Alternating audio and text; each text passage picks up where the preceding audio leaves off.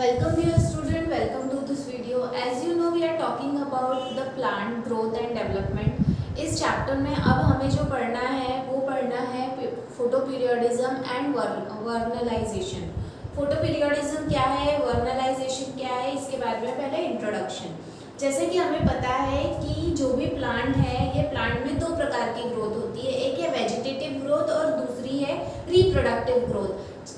दोनों जो ग्रोथ है ये एक के बाद एक फॉलो होती है। जैसे कि जब प्लांट ग्रो होता है फ्रॉम अ सीड तो उसकी पहले वेजिटेटिव ग्रोथ होती है और फिर उसके बाद में उसकी रिप्रोडक्टिव ग्रोथ होती है जब उसमें फ्लावर्स लगते हैं। मतलब फ्लावर जो है ये सेक्सुअल ऑर्गन है प्लांट का, और सेक्सुअल ऑर्गन प्रोड्यूस करने के लिए जो ग्रोथ होती है उसे रिप्रोडक्टिव ग्रोथ कहा जाता है। ठीक है, अब जो भी प्लांट की ग्रोथ है ये कई सारे फैक्टर्स की वजह से अफेक्ट होती है। उसी में से फ्लावरिंग जो है, फ्लावरिंग भी कई सारे फैक्टर्स हैं जिससे अफेक्ट होता है, और वो दो मेन फैक्टर है जिसकी वजह से फ्लावरिंग सबसे ज़्यादा अफेक्ट होता है। एक है लाइट और दूसरा है टेम्परेचर। तो फ्लावरिंग के ऊपर अगर लाइट का इन्फ्लुएंस है, मतलब factor which affect the flowering is light, then that phenomena is called as photoperiodism. मतलब अगर लाइट की वजह से फ्लावरिंग अफेक्ट हो रही है तो उसे फोटोपीरियोडिज्म कहा जाता है। उसी तरह से अगर टेम्परेचर के इफेक्ट की वजह से फ्लावरिंग अफेक्ट हो रहा है तो उसे वर्नलाइजेशन कहा जाता है। आज इस वीडियो में हमें ये दोनों चीज़ें देखना है कि फोटोपीरियोडिज्म क्या है और वर्नलाइजेशन क्या है, या ये कैसे फ्लावरिंग को अफेक्ट करते हैं। तो सबसे पहले हम फोटोपीरियोडिज्म के बारे में बात करेंगे। जैसे मैंने आपको पहले ही बताया कि फोटोपीरियोडिज्म वो फिनोमिना है जिसकी वजह से लाइट की वजह से फ्लावरिंग या तो होगी या तो नहीं होगी।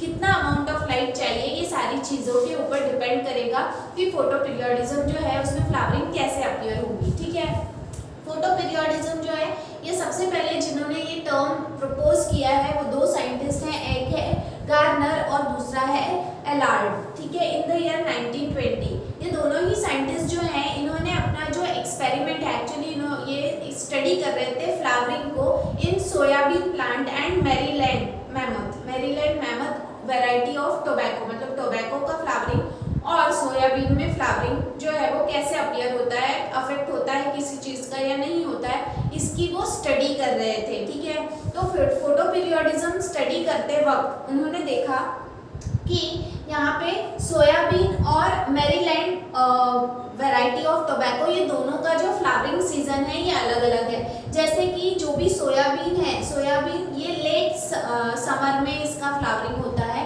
वहीं मैरीलैंड जो टोबैको की वैरायटी है ये विंटर वैरायटी है। मतलब फ्लावर जो है फूल कब लगते हैं तो सोयाबीन में लेट समर में लगते हैं, और जो टोबैको वैरायटी है इसमें विंटर में लगते हैं। ठीक है, ठंड के सीजन में फ्लावरिंग लगते हैं। उन्होंने कई सारे फैक्टर्स जैसे कि मॉइस्चर है या फिर उसके अलावा न्यूट्रिशन है, ये बहुत सारे फैक्टर्स को उन्होंने कम ज़्यादा करके देखा उन प्लांट्स के ऊपर, और देखा कि इसकी वजह से क्या फ्लावरिंग अफेक्ट होती है या नहीं होती है। तो उन्होंने ये नोटिस किया कि न्यूट्रिशन या फिर जो भी न्यूट्रिशन है या मॉइस्चर है या क्लाइमेट थोड़ा सा जो भी चेंज है, सॉइल टेक्सचर, इसके ज़्यादा अफेक्ट नहीं पड़ता फ्लावरिंग के ऊपर। लेकिन जब उन्होंने ड्यूरेशन ऑफ डे, मतलब जो भी टाइम है लाइट का, तो उसका जब ड्यूरेशन नोट डाउन किया तो उनको ये पता चला कि फ्लावरिंग जो है ये कहीं ना कहीं लाइट के इफेक्ट से जुड़ा हुआ है। लाइट की इंटेंसिटी, एक्चुअली लाइट की तीन क्वालिटीज़ हैं जो फ्लावरिंग को अफेक्ट करती है। एक है उसकी क्वालिटी, उसकी इंटेंसिटी, और तीसरा है ड्यूरेशन ऑफ लाइट, कितने समय के लिए उस प्लांट को लाइट की आवश्यकता होती है फ्लावरिंग के लिए। तो ये तीनों चीज़ों को जब उन्होंने देखा कि लाइट की क्वालिटी, इंटेंसिटी और ड्यूरेशन के ऊपर फ्लावरिंग जो है वो अफेक्ट करती है, फ्लावरिंग डिपेंड करती है, और उन्हें ये पता चला जब वो सोयाबीन और मैरीलैंड वैरायटी ऑफ टोबैको के ऊपर स्टडी कर रहे थे, और फिर उससे उन्होंने ये कंक्लूड किया कि लाइट वो फैक्टर है जो फ्लावरिंग को अफेक्ट करता है। ठीक है, इसके बाद में जो भी कैटेगरी है लाइट के इंटेंसिटी के ऊपर, ड्यूरेशन के ऊपर, उसकी क्वालिटी के ऊपर डिपेंड करते हुए तीन कैटेगरी फोटोपीरियोडिज्म की बनाई गई। तो सबसे पहले हम कैटेगरी के बारे में देखेंगे। अब कैटेगरी में जाने के पहले एक टर्म है जो आपको समझना जरूरी है, वो है क्रिटिकल पीरियड। क्रिटिकल पीरियड होता है मतलब एक सेंटर लाइन, वो सेंटर लाइन या तो उसके नीचे नीचे या उसके ऊपर फ्लावरिंग होगी, लेकिन उस सेंटर लाइन में फ्लावरिंग नहीं होगी, ठीक है। तो क्रिटिकल पीरियड क्या है, वो पीरियड है, वो लेंथ ऑफ फोटो पीरियड है above and below which flowering occur, मतलब उसके ऊपर या उसके नीचे फ्लावरिंग होगी। तो फॉर एग्जांपल ये जो है ये क्रिटिकल पीरियड है, ठीक है। अब यहाँ पे 3 कैटेगरी है। सबसे पहली जो कैटेगरी है वो है short day plant. Short day plant मतलब जिन्हें ज्यादा लाइट की आवश्यकता नहीं होती, जिन्हें ज्यादा डार्क पीरियड की आवश्यकता होती है, मतलब लॉन्ग नाइट पीरियड और शॉर्ट डे पीरियड, ठीक है। तो इसीलिए उसे शॉर्ट डे प्लांट कहते हैं, ठीक है। अब यहाँ पे देखो शॉर्ट डे प्लांट में 3 चीजें हम डिस्कस करेंगे। सबसे पहले शॉर्ट डे प्लांट मतलब यहाँ पे डार्क पोर्शन क्या है, ज्यादा है और दिन का समय कम है। ये ऐसे समय में जब विंटर सीजन में जब दिन छोटे होते हैं और रात बड़ी होती है, ऐसे समय में ये प्लांट्स जो है वो फ्लावरिंग करते हैं। तो यहाँ पे देखो डे पीरियड क्या है, ये डे पीरियड है और ये नाइट पीरियड है, ठीक है। नाइट पीरियड में ज्यादा लंबा समय, ज्यादा नाइट मतलब ज्यादा लॉन्ग डार्क पीरियड की उन्हें आवश्यकता होती है और शॉर्ट लाइट पीरियड की आवश्यकता होती है। ऐसे समय में क्या होगा, फ्लावरिंग होगी, ठीक है, there will be flowering. Then दूसरी कंडीशन में क्या हो रहा है, दूसरे में अगर हम दिखा रहे हैं कि डे पीरियड ज्यादा है, ठीक है, और नाइट पीरियड कम है, मतलब डार्क पीरियड कम है और डे पीरियड लाइट वाला पीरियड ज्यादा है, ऐसे समय में नो फ्लावरिंग, ठीक है। ऐसे समय में फ्लावरिंग नहीं होगी, क्यों, क्योंकि ज्यादा लंबे दिन का समय उन्हें चाहिए नहीं, ठीक है। तीसरा जो पीरियड है, तीसरा जो टाइम है, ये जो लाइन है दिस इज व्हाट, ये जो लाइन है बीच की ये क्या है, क्रिटिकल पीरियड, ठीक है। अब यहाँ पे तीसरे समय में क्या हो रहा है, शॉर्ट डे तो है, लॉन्ग नाइट भी है, लेकिन अगर इस लॉन्ग नाइट के बीच में कभी गलती से अगर फ्लैश ऑफ लाइट, ये क्या है, फ्लैश ऑफ लाइट, ठीक है, मतलब अगर गलती से फ्लैश ऑफ लाइट, थोड़ा सा भी लाइट जो है वो इस प्लांट को मिल गया तो भी यहाँ पे फ्लावरिंग नहीं होगी, there will be no flowering, ठीक है। फ्लैश ऑफ लाइट अगर मिल गया तो यहाँ पे फ्लावरिंग नहीं होगी। तो शॉर्ट डे प्लांट वो प्लांट है जिन्हें ज्यादा लाइट की आवश्यकता नहीं होती, कम लाइट की और ज्यादा लॉन्ग डार्क पीरियड की या लॉन्ग नाइट पीरियड की जो है वो आवश्यकता होती है। ऐसे समय में ही उसमें फ्लावरिंग होती है, ठीक है, बाकी समय में फ्लावरिंग नहीं होती। जो भी इसके एग्जाम्पल हैं वो है सोयाबीन, ठीक है, क्रिजेंथेमम मतलब शेवंती, ये सभी इसके एग्जाम्पल्स हैं। दूसरा जो टाइप है, ठीक है, दूसरा जो टाइप है that is long day plant. दूसरा जो टाइप है वो क्या है, लॉन्ग डे प्लांट, मतलब ये आपको समझ में आ रहा है कि जब दिन का टाइम है, मतलब दिन बड़े होते हैं और रात छोटी होती है, समर सीजन में ऐसा होता है, ठीक है।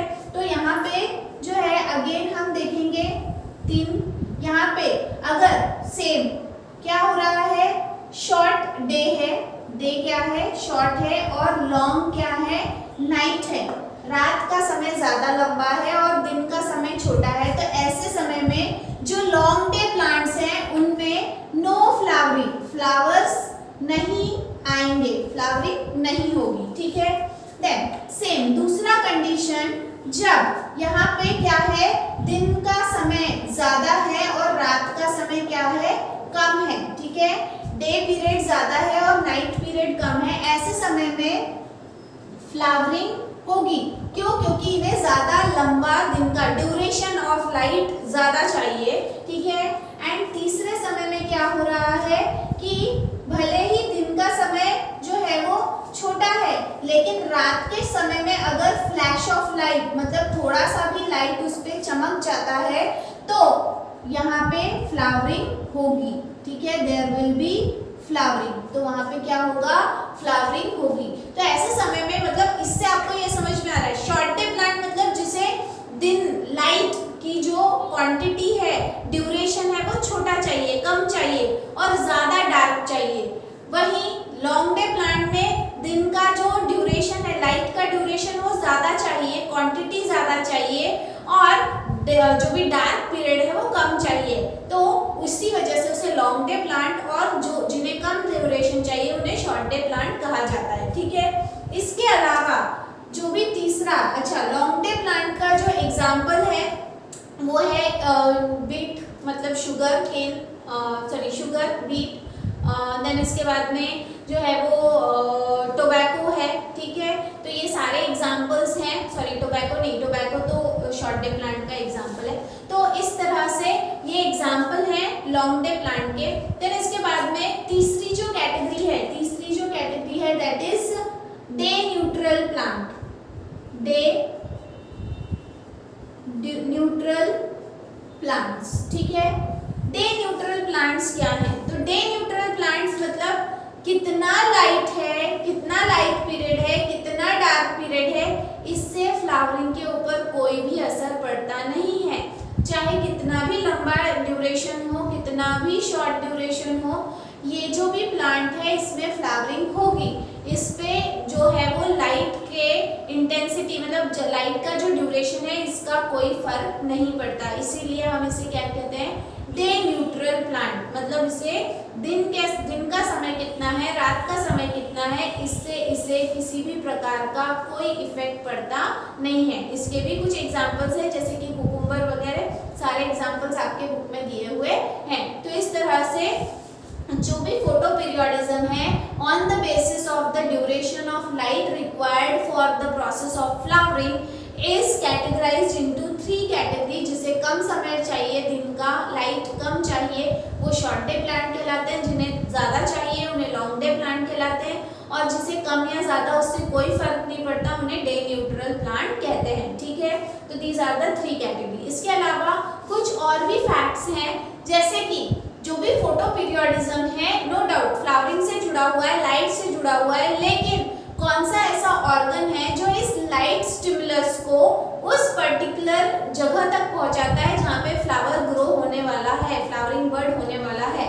तो जो नेक्स्ट टर्म है वो है organ for reception of photo periodic stimulus. कौन सा ऐसा ऑर्गन है प्लांट बॉडी में जो फोटो पीरियोडिक स्टिमुलस को रिसीव करता है, ठीक है, और उस जगह तक पहुंचाता है? तो लीफ, सबसे ज्यादा एक्सपोजर जो है वो लाइट का वो लीफ के ऊपर होता है, और लीफ ही वो ऑर्गन है जो सबसे पहले इस लाइट स्टिमुलस को रिसीव करते हैं और फिर उस पर्टिकुलर जगह तक पहुंचाते हैं, ट्रांसपोर्ट करते हैं थ्रू केमिकल, ठीक है, through chemical signal to that particular point जहाँ पे फ्लावर ग्रो होने वाला है। ठीक है, इसका डेमोन्स्ट्रेशन जो है कि लीफ ही वो ऑर्गन है या लीफ ही जो वो पार्ट है जो इस लाइट को वहाँ पहुँचाता है, इसको प्रूव किया था knopf नाम के साइंटिस्ट ने इन द ईयर 1934। कैसे?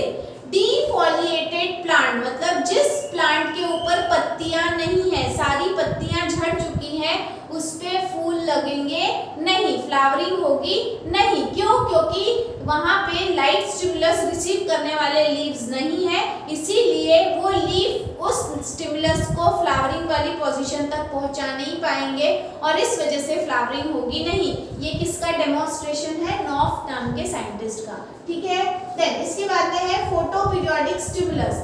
अब ये स्टिमुलस जैसे मैंने आपको कहा कि लीफ लाते हैं लेकिन वहां तक पहुंचाते हैं केमिकल सिग्नल के द्वारा। तो ये केमिकल सिग्नल क्या है? ये केमिकल सिग्नल एक बोल सकते हैं हम हार्मोन है, ये केमिकल पिगमेंट है जो फ्लावर प्रोड्यूस करने के लिए जरूरी होता है और उस पिगमेंट का नाम है फ्लोरिजेन। ठीक है, फ्लोरिजेन वो पिगमेंट है जो फ्लोएम द्वारा पहुंचाया जाता है उस पोजीशन पे जहाँ पे फूल खिलने वाला है या फूल लगने वाला है, फ्लावरिंग होने वाली है, ऐसी जगह पे ये पहुंचाया जाता है। तो florigen is the pigment which is responsible for the formation of flower which is transported by phloem and received, the light stimulus is received by the leaf। ठीक है, देन इसके बाद में है फोटोकेमिकल रिसेप्टर। तो ये जो भी केमिकल रिसेप्टर्स होते हैं जो ये केमिकल रिसीव करते हैं और दूसरी जगह पहुंचाते हैं, ये क्या है? दोज फोटोकेमिकल रिसेप्टर, फोटो मतलब लाइट, केमिकल मतलब ये केमिकल पिगमेंट है, और रिसेप्टर मतलब रिसीव करने वाले। ये कौन सी ऐसी चीजें हैं? तो उन्हें फाइटोक्रोम्स कहा जाता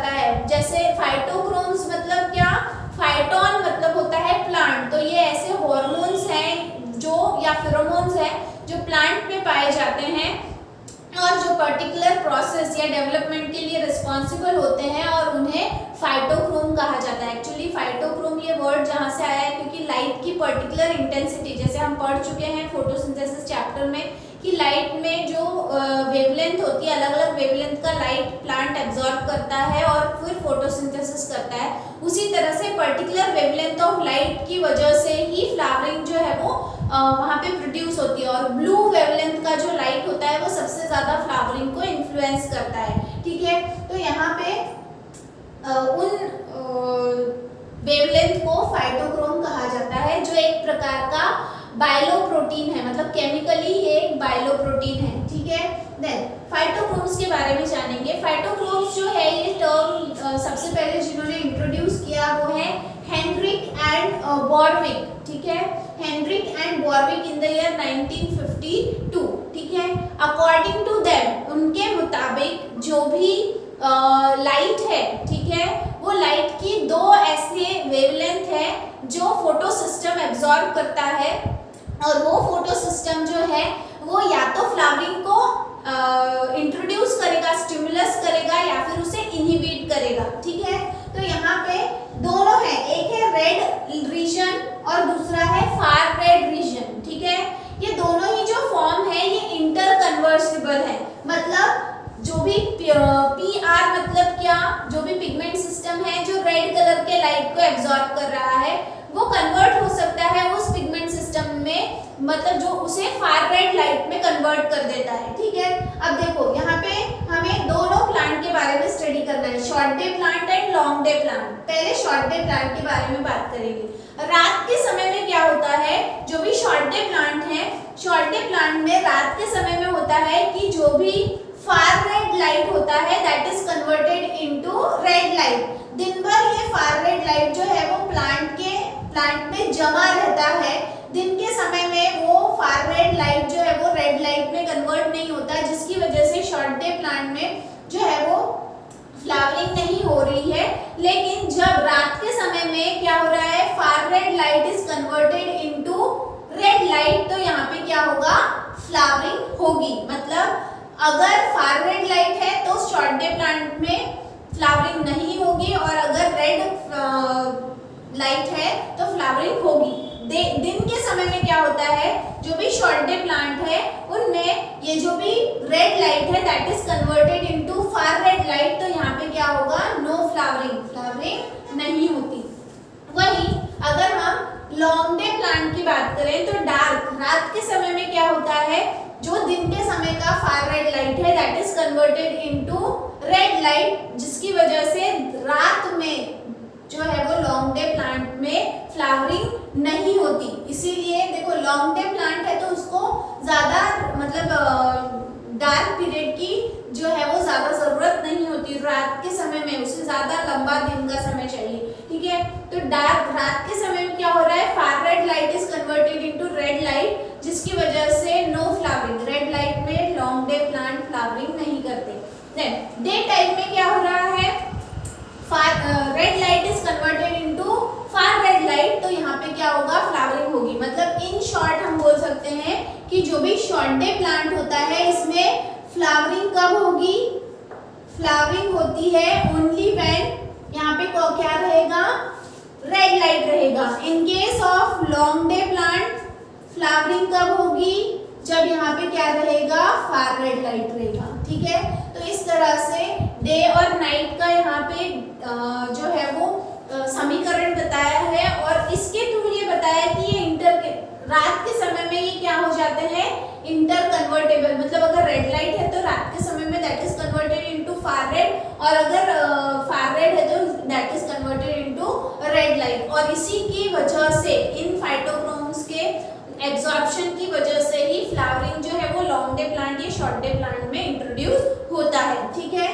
तो दिस इज अबाउट फाइटोक्रोम। इसके बाद में अभी तक हम पढ़ रहे थे कि लाइट की वजह से या तो फ्लावरिंग होगी या तो फ्लावरिंग नहीं होगी, कितना अमाउंट ऑफ लाइट चाहिए, कम चाहिए, ज्यादा चाहिए, तो इफेक्ट ऑफ लाइट पढ़ रहे थे हम।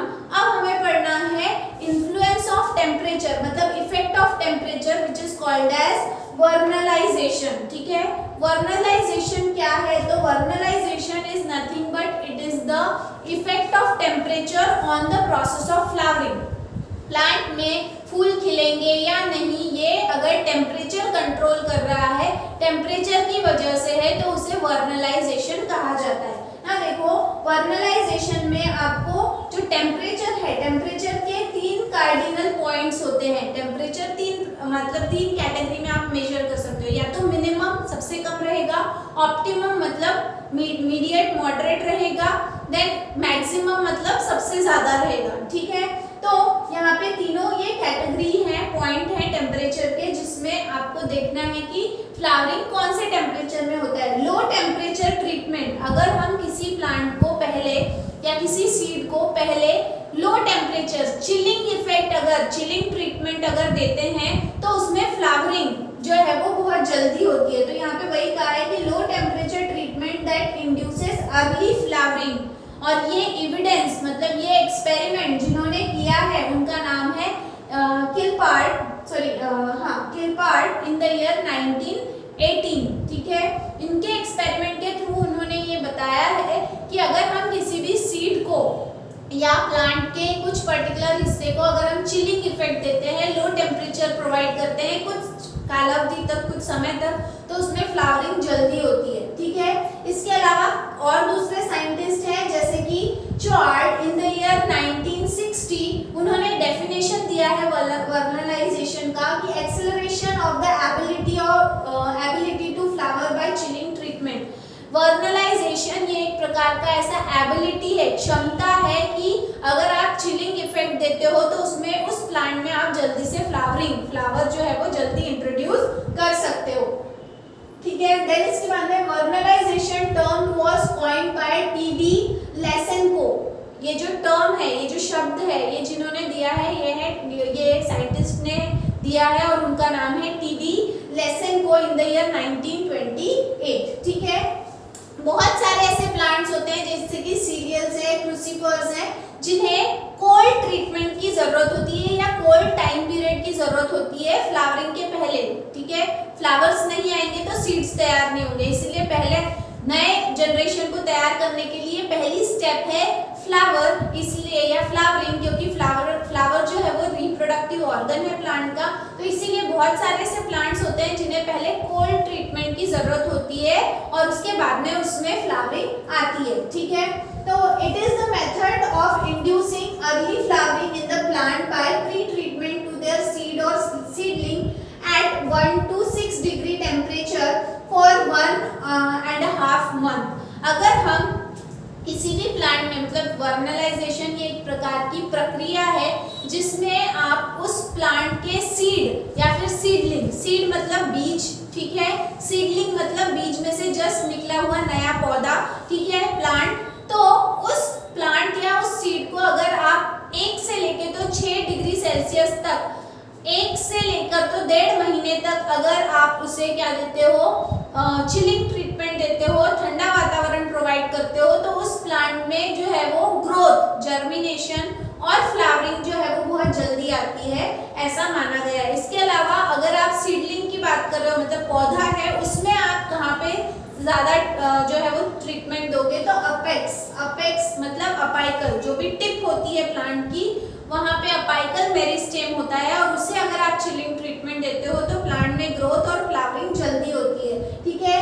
इफेक्टिव स्टेज, सबसे ज़्यादा इफेक्ट आपको वर्नलाइजेशन का कौन से प्लांट के किस स्टेज में मिलेगा, तो सीड को अगर आप ठंडा वातावरण प्रोवाइड करते हो तो वो प्लांट जल्दी ग्रो होगा और उसमें फ्लावरिंग जल्दी आएगी, ये इफेक्टिव स्टेज है। कौन सा ऐसा केमिकल है जो वर्नलाइजेशन के लिए रिस्पॉन्सिबल है, जैसे फ्लावर में हमने देखा था कि florigen is responsible for flower या प्रोड्यूसिंग फ्लावर। तो यहाँ पे चिलिंग इफेक्ट जो है उसकी वजह से जो हार्मोन या जो पिगमेंट तैयार होता है वो है वर्नलिन, जो फ्लावर को मतलब अर्ली फ्लावरिंग के लिए रिस्पॉन्सिबल है। और वर्नलिन जो है ये ग्राफ्टिंग के द्वारा भी ट्रांसफर किया जा सकता है from one plant to the other. ये बताया है किसने, मेल्चर ने इन द ईयर 19 1939 मतलब इन्होंने ये प्रूव किया है इस चीज को कि ग्राफ्टिंग द्वारा ये जो है वो ट्रांसफर किया जा सकता है। अब जैसे आपको बताया कि वर्नलाइजेशन को डेमोन्स्ट्रेट किया है क्लिपार्ट नाम के साइंटिस्ट ने, तो वो कैसे किया है? उन्होंने अपना एक्सपेरिमेंट परफॉर्म किया व्हीट वैरायटी के ऊपर, दो वैरायटी, एक जो विंटर में बोई जाती है मतलब जो ठंड के सीजन में बोई जाती है, और दूसरी स्प्रिंग वैरायटी या स्प्रिंग व्हीट जो जिसे हम बसंत कहते हैं, ऐसे ऋतु में बोई जाती है, ठीक है, या जब जो है वो पतझड़ के बाद का जो सीजन होता है। तो यहाँ पे विंटर वैरायटी जो है फ्लावरिंग इज फॉलोइंग समर। अगर आपने विंटर में मतलब ठंडी सीजन में अगर विंटर वैरायटी को आपने सो किया है तो वो आने वाले धूपकाले में, आने वाले समर में फ्लावरिंग देगा, ठीक है, उस प्लांट में नेचुरली। स्प्रिंग वैरायटी को अगर आप स्प्रिंग में आप सो करते हो तो वो आने वाले समर में जो है वो आपको प्रोडक्टिविटी देगा या फ्लावरिंग देगा। लेकिन अगर विंटर वैरायटी को स्प्रिंग सीजन में सो किया जाता है वो विंटर वैरायटी, लेकिन अगर आप उसे कौन से सीजन में सो कर रहे हो, स्प्रिंग सीजन में अगर आप उसको सो कर रहे हो तो आने वाले समर में वो फ्लावरिंग नहीं देगा, उसके आने वाले समर में मतलब नेक्स्ट समर में वो फ्लावरिंग देगा। क्यों? क्योंकि समर के बाद में जब विंटर आएगा और वो विंटर की वजह से उसको चिलिंग इफेक्ट मिलेगा, क्योंकि पहले उसको चिलिंग इफेक्ट नहीं मिला। यहाँ पे क्या मिला? विंटर में आपने उसको सो किया मतलब उसको उतना समय ठंडी का मिल गया और उसकी वजह से उसमें ग्रोथ जल्दी हुई। लेकिन जब हम स्प्रिंग सीजन में उसे सो करेंगे तो स्प्रिंग सीजन में उसे ठंडा वातावरण नहीं मिलेगा, चिलिंग इफेक्ट या कोल्ड ट्रीटमेंट नहीं मिलेगी, जिसकी वजह से वो आने वाले समर में जो है वो फ्लावरिंग नहीं देगा उसके नेक्स्ट समर में। क्यों? क्योंकि उसके बाद में विंटर आएगा, विंटर में उसको कोल्ड ट्रीटमेंट मिलेगी और उसके बाद वाले समर में वो फ्लावरिंग देगा। ये क्लिपार्ट के एक्सपेरिमेंट के थ्रू उन्होंने जो है वो प्रूव किया है कि कुछ ऐसी वैरायटीज होती है जिन्हें कोल्ड ट्रीटमेंट की जरूरत होती है, तभी वो फ्लावरिंग जो है वो देते हैं, अदरवाइज वो फ्लावरिंग नहीं देते। एक सीजन या एक बोल सकते हैं कि एक सीजन जो है वो स्किप कर देते हैं क्योंकि उन्हें कोल्ड ट्रीटमेंट नहीं मिली, ठीक है। देन रिवर्शन, अगर जो है इस प्रोसेस को रिवर्स कर दिया जाए, ठीक है, अगर आप कोल्ड ट्रीटमेंट देने के बजाय उसे हॉट ट्रीटमेंट दे रहे हो तो उसे डीवर्नलाइजेशन कहा जाता है। मतलब instead of giving cold treatment to a particular seed और सीडलिंग, हम उसे जो है वो रिवर्स ट्रीटमेंट दे रहे हैं, हॉट ट्रीटमेंट दे रहे हैं, तो उसे डीवर्नलाइजेशन कहा जाता है। इसके अलावा जो भी वर्नलाइजेशन है, इस प्रोसेस की क्या महत्व है, स्पेशली क्रॉप प्लांट ग्रो करने में, खेती बाड़ी में इसका बहुत ज़्यादा महत्व है। सबसे पहला महत्व है कि कैन प्रोड्यूस अर्लियर। क्रॉप को आप अगर कोल्ड ट्रीटमेंट देते हो सो करने के पहले, उसके सीड को अगर आप कोल्ड ट्रीटमेंट देते हो तो जल्दी से आप उस प्लांट की ग्रोथ को इंड्यूस कर सकते हो, क्योंकि फ्लावरिंग जल्दी होगी तो सीड्स जल्दी तैयार होंगे, ठीक है। तो क्रॉप जो है वो जल्दी आप तैयार कर सकते हो, ठीक है। जो फसल है, क्रॉप यानी फसल, आप जल्दी तैयार कर सकते हो। Then crop can be cultivated in regions where they do not grow naturally, और इस प्रक्रिया के माध्यम से आप क्रॉप्स को, जो भी ऐसे क्रॉप्स हैं जो पर्टिकुलर एरिया तक ही सीमित हैं, जो दूसरी जगह नहीं ग्रो होते, वहां पर भी आप ग्रो कर सकते हो with the help of vernalization. अगर आप कोल्ड ट्रीटमेंट देते हो किसी भी प्लांट को तो वो ऐसी जगह पे भी ग्रो हो सकते हैं जहाँ पे वो नेचुरली ग्रो होना पसंद नहीं करते। तो इस तरह से these are the advantages of vernalization. तो आज की इस वीडियो में हमने देखा what is photoperiodism and what is vernalization. Actually both are influencing the process of flowering in plant. एक लाइट इफेक्ट है और दूसरा जो है वो टेम्परेचर इफेक्ट है। तो इस तरह से आज के वीडियो में हमने ये दोनों मेन टॉपिक देखे। इसके बाद में मिनरल्स के बारे में है जो हम हमारे आने वाले वीडियो में देखने वाले हैं। तो आज के लिए इतना ही। Till then thank you very much.